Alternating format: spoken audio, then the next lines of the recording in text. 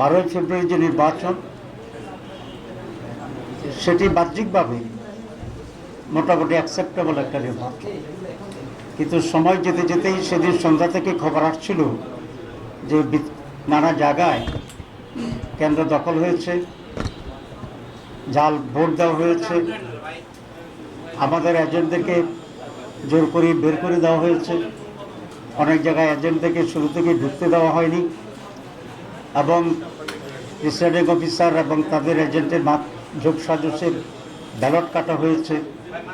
ব্যাপক অনিয়মের খবর আমাদের কাছে আসছিল এবং আমরা সেটি আপনাদেরকে জানিয়েছি। প্রায় 53টি আসনে আমরা অফিসিয়ালি আমাদের অভিযোগ দাখিল করেছি এবং সেই ভিত্তিতে ফার্দার আইনি যে লড়াই, সেই লড়াই অব্যাহত আমরা রাখছি এখন।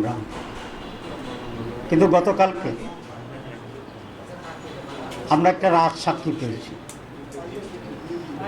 সেই রাজসাক্ষীর নাম হচ্ছে সাবেক উপদেষ্টা অধ্যাপিকা রিজওয়ানা, অ্যাডভোকেট রিজওয়ানা।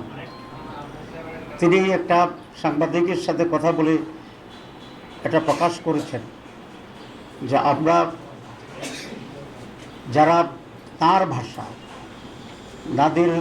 নারীদের উপযুক্ত অধিকারকে নিশ্চিত করতে পারে নাই, তারা বিরোধী দলে থাকলেও আমরা কিন্তু তাদেরকে মূলধারা বা প্রধান শক্তি হিসাবে আমরা আসতে দিই।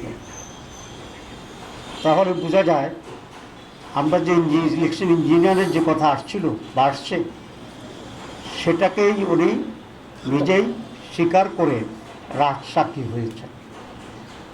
আমরা এখন এটাকে জানতে চাই ওনার কাছে বা তত্ত্বাবধায়ক সরকারের কাছে এবং আজকের সরকারের কাছে, যে তারা তাদের যোগসাজশে কি ইঞ্জিনিয়ারিংয়ের মাধ্যমে বাংলাদেশ জামাত ইসলামীকে মূলধারা বা প্রধান দল হিসাবে মেজরিটি পেতে তারা বাধাগ্রস্ত করেছে এবং সুযোগ হতে দেয় না।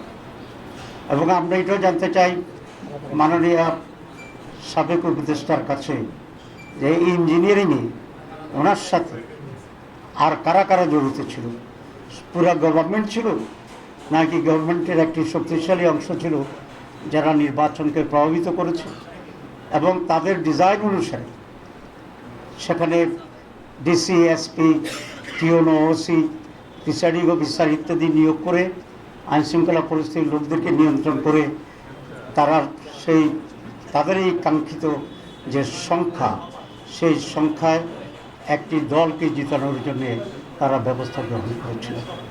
জাতির কাছে এটা স্পষ্ট করতে হবে এবং আমি এই সরকারের কাছে দাবি জানাবো রিজওয়ানা আহমেদকে,